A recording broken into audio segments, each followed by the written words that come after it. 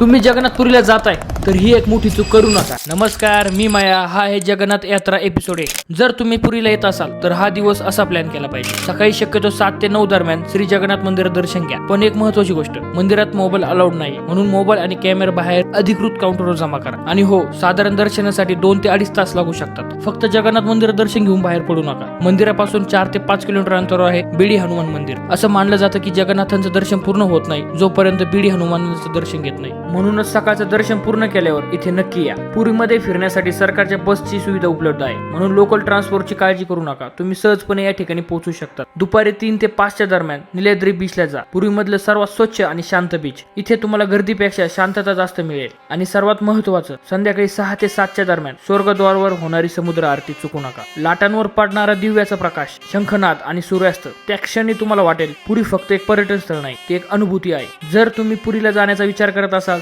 तर हा episode save करून ठेवा। एपिसोड 2 मध्ये आपण जाणार आहोत पुरीच्या एक खास ठिकाणी, जे अनेक लोक मिस करतात। फॉलो करा, कारण सिरीज अजून बाकी आहे।